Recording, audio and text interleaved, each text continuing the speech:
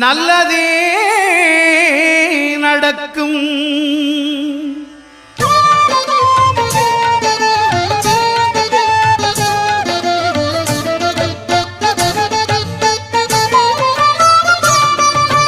9 கோளும் ஒன்றாய் காண அங்கு கற்பகம் என்னும் கடவுளின் மெய்யில் 9 கோளும் ஒன்றாய் காண